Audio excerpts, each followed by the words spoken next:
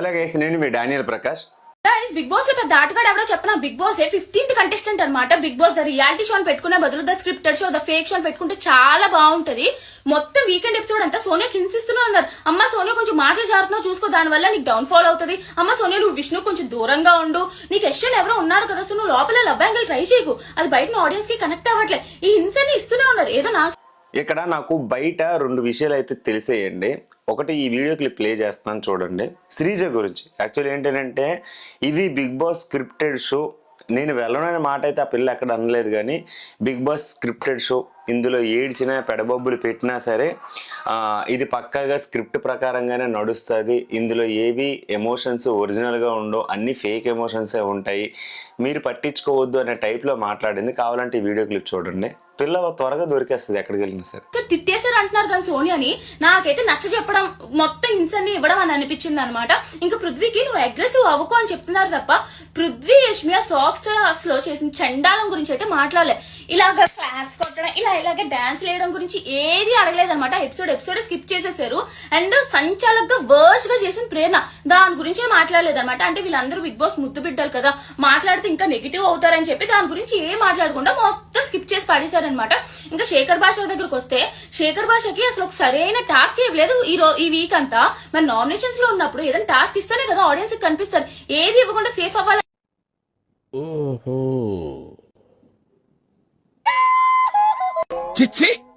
చూసారు కదా, అంటే స్క్రిప్టెడ్ షో అని చెప్పేసి ఈ అమ్మాయి అనేటప్పుడు ఈ అమ్మాయి నిన్న ఏడ్చిన విషయం మనకి తెలిసిందే కదా. మరి ఈ అమ్మాయి స్క్రిప్ట్ ప్రకారంగానే చేస్తుందా లేదా? అంతే కదా, స్క్రిప్ట్ ప్రకారంగానే కదా కనిపిస్తుంది. మరి ఎందుకండి ఫేక్ డ్రామాలు చూపిస్తుంది?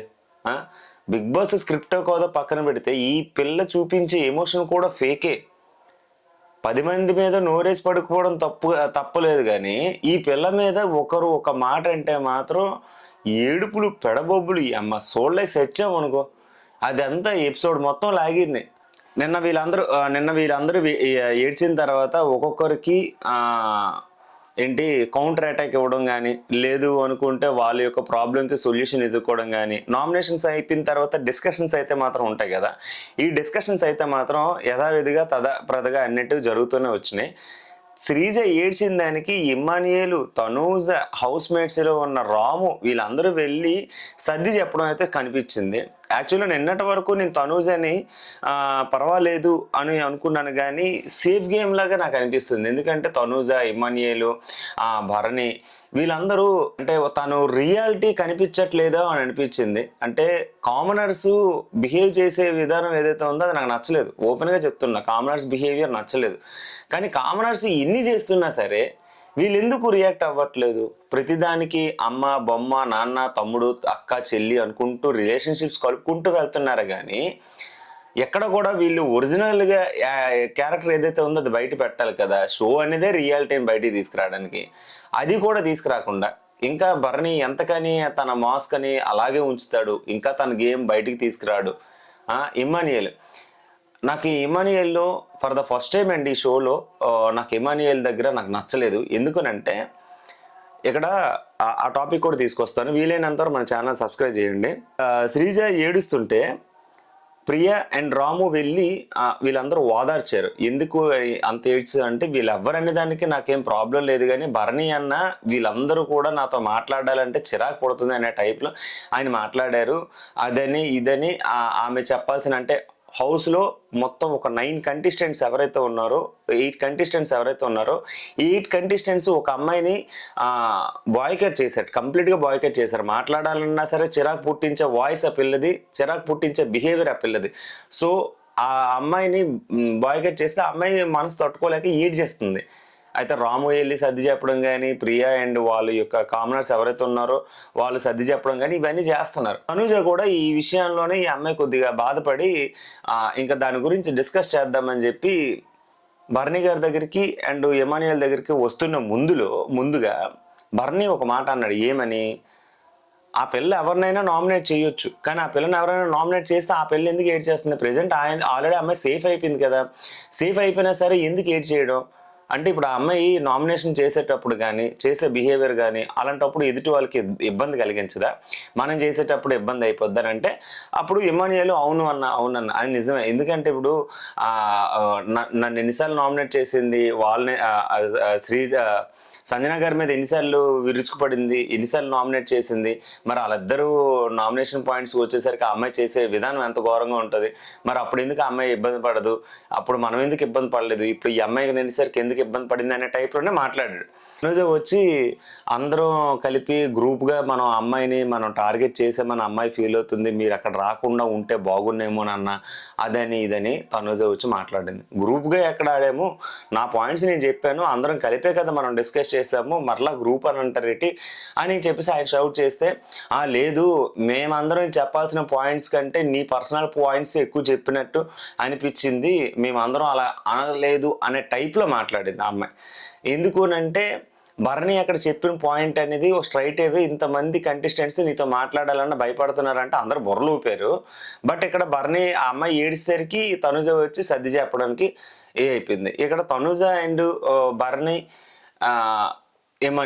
ఎమ్మనియలు గేమ్ ఆడుతున్నాడు, అన్నీ బాగానే ఉన్నాయి. కానీ ఇప్పుడు శ్రీజని ఇక్కడ ఏడ్చిన తర్వాత మరలా అమ్మాయి దగ్గరికి వెళ్ళిపోయి దమ్ము నువ్వు ఏడకు, దమ్ము నువ్వు ఏడిస్తే నేను తట్టుకోలేకపోతున్నాను, దమ్ము ఆ ఓదార్చడం ఎందుకు బ్రో? ఇక్కడ ఆల్రెడీ అది కావాలని ఏడ్చింది, ఇంకా లైట్ తీసుకుందాం అనే టైప్లో నువ్వు మాట్లాడు. మరలా వెళ్ళి అమ్మాయి దగ్గరికి వెళ్ళి ఎందుకు నువ్వు ఓదార్చాల్సినంత అవసరం ఉంది? ఇప్పుడు తనూజ ఇక్కడ వీళ్ళతోటి కంబైన్ స్టడీస్ చేస్తుంది, అవతల వాళ్ళతోటి కంబైన్ స్టడీ చేస్తుంది, మ్యూచువల్గా ఒక అండర్స్టాండింగ్ రావాలంటుంది. ఓనర్స్గా ఉండేటప్పుడు వాళ్ళందరూ మిమ్మల్ని ట్రీట్ చేసే విధానం ఏంటి? మీరు ఇప్పుడు వాళ్ళని ఏం చేస్తున్నారు, ట్రీట్ చేస్తున్నారు అంటే మీకు వాళ్ళందరూ కామనర్స్ అంటే ఇప్పుడు ఎలా ప్రొజెక్ట్ అవుతుంది అని అంటే కామనర్స్ తెలివిగా వాళ్ళు ఓనర్స్ అంటే ఓనర్స్ లాగే బిహేవ్ చేశారు, వీళ్ళు మాత్రం సేఫ్ గేమ్ ఆడుతున్నారని కనబడుతుందా లేదా? అంటే మీరు ఇంకా గేమ్లో నుంచి గేమ్కి ఇంకా స్టార్ట్ చేయరా, కిక్ ఉండదా? అంటే ఇప్పుడు వాళ్ళు ఓనర్స్ లాగే బిహేవ్ చేస్తున్నారు, వాళ్ళు టెనెంట్స్ లాగే ఉండట్లేదు, అస్తమానం మీ హౌస్లోనే ఉంటున్నారు, మీ హౌస్లోనే ఫుడ్ తింటున్నారు, మీ బెడ్రూమ్స్లోనే పడుకుంటున్నారు, ఏడుపులు పెడబలబ్బులు అన్నీ ఈ బెడ్రూమ్లోనే. అయినా సరే మీరు ఎందుకు ఇక్కడికి వచ్చారు ఓనర్స్ పర్మిషన్ లేకుండా అని ఒక్క మాట ఒక్కడు కూడా అనలేదు ఎందుకు? అంటే మీది సేఫ్ గేమ్ కాదా మరి? అంటే వాళ్ళని బ్యాడ్ చేయాలని ఇప్పుడు ప్లాన్ చేస్తున్నట్టే కదా. ఇప్పుడు దాని మీనింగ్ ఏంటి? వాళ్ళు మమ్మల్ని ఓనర్స్లా ట్రీట్ చేశారు, మేము వాళ్ళని నార్మల్గానే అందరం కలిపి ఒకేలా ఉంటున్నాము అని చెప్పడానిక ఈ ప్రాజెక్ట్ చేయడానికి? ఎంత చీప్గా అనిపించింది నాకైతే.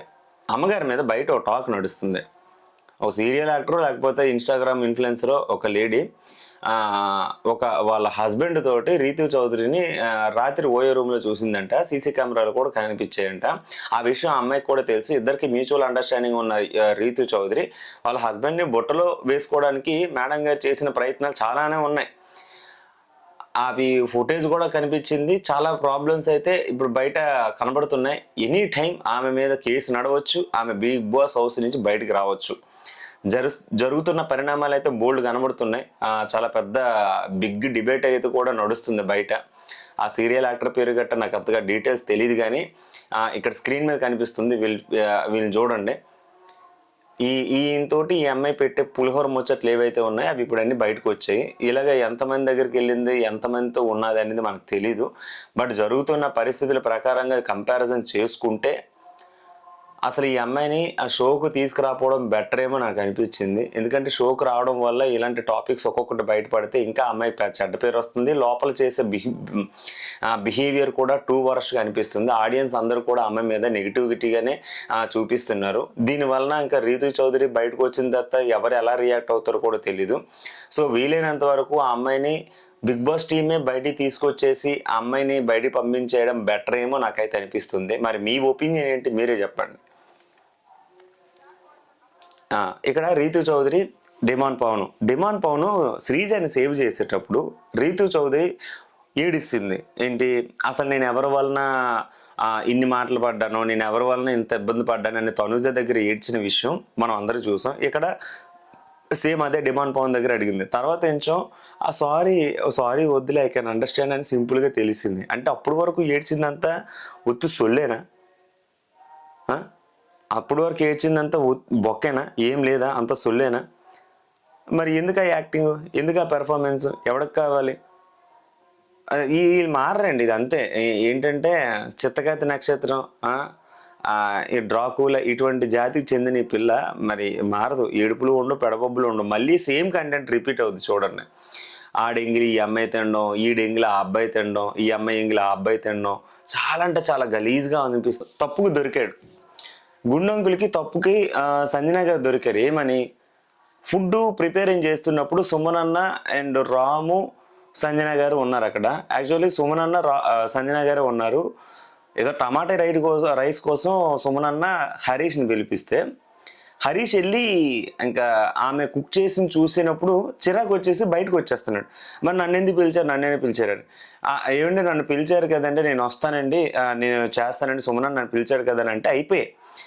ఆమె చేస్తున్నప్పుడే ఇతనికి కోపం వచ్చేసి అరవడం స్టార్ట్ చేసేసి సంజన గారికి ఇరిటేటింగ్ తెప్పించేసి ఇంకా ఆమె చేస్తుందాన్ని చూసి తట్టుకోలేక నన్ను ఎందుకు పిలిచారు, ఇక్కడ నా ఒక్కడికే పని లేదా, మిగతా వాళ్ళందరికీ పని ఉందా, నేను కూడా పనులన్నీ ఆపుకొని ఇక్కడికి వచ్చాను కదా అనే టైప్లో మాట్లాడుతున్నాడు.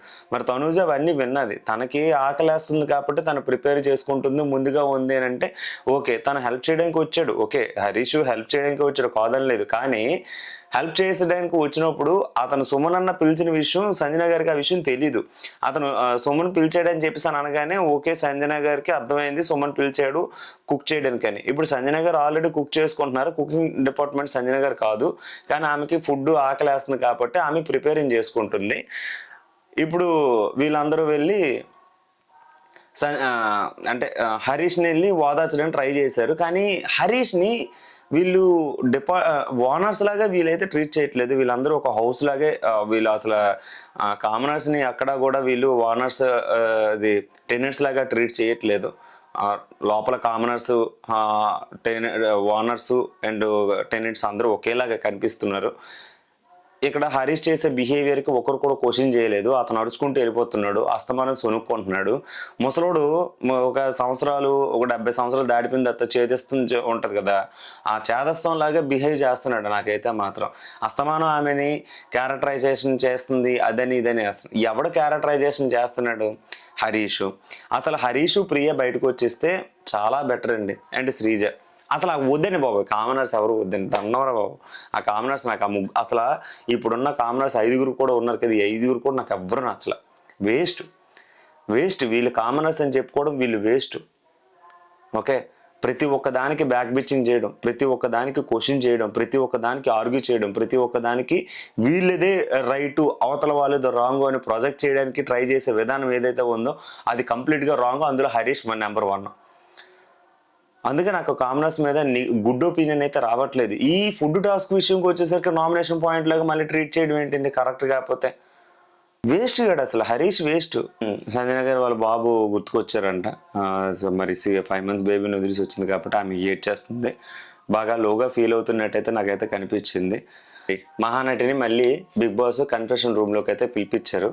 కన్ఫెషన్ రూమ్లోకి పిలిపించి చికెన్ ఇస్తాను, గాసిప్స్ చెప్పు, సీక్రెట్స్ చెప్పు అని అన్నారు అనమాట. ఆ గాసిప్స్ ఏమైతే ఉన్నాయో అన్ని చెప్పడానికి అయితే ట్రై చేసింది. పడాల కళ్యాణ్కి తనూజ మీద క్రష్ ఉంది. తనూజ ఏంచేమో పడాల కళ్యాణ్ మీద వచ్చేసరికి గుడ్ వైబ్ చూపిస్తుంది, సంథింగ్ బ్లష్ అనే టైప్లో చెప్తుంది. కానీ ఒక దగ్గర ఆమె బ్రదర్ అని అన్నది, అప్పటి నుంచి పడాల కళ్యాణ్ ఆమెకు దూరంగా ఉన్నాడు అండ్ తమ్ముడు అని అన్నది, నువ్వు దూరంగా ఉండు అన్నట్టుగా చెప్పింది. ఏదో ఒక పాయింట్లో ఆమె ఆ పదం స్ట్రెస్ చేసి చెప్పింది అని అంటే ఆడియన్స్కి కనెక్ట్ అవ్వాలని. అండ్ ఇక్కడ అబ్బాయి అమ్మాయికి దగ్గర అవుతున్నాడని తెలుసో లేకపోతే అబ్బాయి చేస్తున్న బిహేవియర్ అలాంటిదో మనకు తెలియదు. బట్ ఆ అమ్మాయి బ్రదర్ అని ఒక మాట అయితే తీసుకొచ్చింది. తమ్ముడు నువ్వు అక్కడికి దూరంగా వెళ్ళి కూర్చో అని చెప్పేసి ఎపిసోడ్ 10th-లోనో 9th-లోనో ఎపిసోడ్లో చెప్పింది. మరి ఈ రీతుకి ఈ విషయం తెలుసో లేదో నాకైతే తెలియదు. మరి రీతు ఏంచోమో ఈ మాట ఎందుకు అన్నది. అసలు హగ్గులు, ఏడుపులు, పెడబొబ్బులు రీతు వెళ్ళి పడాల కళ్యాణ్ దగ్గర చూపిస్తుంది, తినిపించుకోవడాలు ఏంచోమో డిమాన్ దగ్గర చూపిస్తుంది. కానీ గాసిప్స్ మాత్రం రీతు ఏంచోమో తనూజకి పడాల కళ్యాణ్కి సంథింగ్ అని చెప్పేసి అని అంటుంది. తనూజ గారు ఆల్రెడీ ఒకరి కోసం తన క్రష్ అని, తన మీద ఇంట్రెస్ట్ తోటి బెంగళూరు వెళ్ళిందని అవన్నీ ఆల్రెడీ నాగార్జున సార్తో చెప్పింది. ఆ సీక్రెట్ అనేది రివీల్ చేసింది. కాఫీ కోసం ఆమె ట్రై చేయాల్సింది చేసింది. బట్ ఇక్కడ రీతు చేస్తుంది ఏంటి? వై? ఎందుకు రీతు అలా చెప్పింది? ఇంకా దీని గురించి చెప్పేసరికి నాకు పడాల కళ్యాణ్ మీద చాలా గుడ్ ఒపీనియన్ ఉంది, సారీ నాకు డిమాండ్ మీద చాలా గుడ్ ఒపీనియన్ ఉంది. తనకు ఆల్రెడీ బ్రేకప్ ఉంది. ఆ బ్రేకప్ అయిపోయిన అమ్మాయికి ఆల్రెడీ పెళ్ళి అయిపోయింది. తను ప్రజెంట్ అయితే సింగిల్, రెడీ టు మింగిల్. నన్ను చూసిన తర్వాత తను హ్యాపీగా ఫీల్ అయ్యాడు, గుడ్ వైబ్ వచ్చింది, ఇలాంటివన్నీ చెప్పింది. కానీ ఈ అమ్మాయికి మాత్రం అవతల వాడి మీద ఏముంది అనేది కూడా చెప్పలేదు. నాకు కూడా డిమాండ్తో ఉంటే మంచిగా అనిపిస్తుంది అనే టైప్లోనే చెప్పింది. కానీ చేసిన ఎక్స్ట్రాలకి చెప్పిన దానికి జస్టిఫికేషన్ కలగలేదని నాకు అనిపించింది. సో మీ అభిప్రాయం ఏంటి? ఆ తర్వాత ఏంచో బిగ్ బాస్ ఒకసారి చికెన్ స్మెల్ చూసి వదిలేయమ్మా, మొత్తం నీకు ఇది ఈవినింగ్ వరకు టైం ఇస్తానంటే ఆమె అడిగింది ఈవినింగ్ వరకు టైం ఇవ్వండి, మొత్తం సీక్రెట్స్ అన్ని కొనుక్కొని వస్తానని. సో ఒక్కొక్కరి దగ్గరికి వెళ్ళి తనుజ గారి దగ్గర అందరి దగ్గర సీక్రెట్స్ అయితే కొనుక్కోవడం జరిగింది. ఇక్కడ శ్రీజ ఏంచోమో డిమాండ్కి క్లారిటీ ఇస్తుంది. ఏమని?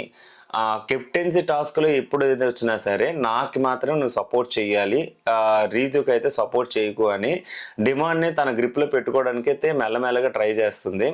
ఏదేమైనా సరే రీతుని వీళ్ళు వాడుకొని వదిలేస్తారు, ఈ కామనర్స్ ఎవరైతే ఉన్నారో వీళ్ళందరూ. అంటే వాళ్ళు తనని రీతుని యూజ్ అండ్ త్రో లాగా యూజ్ చేస్తున్నట్టయితే నాకు అనిపిస్తుంది.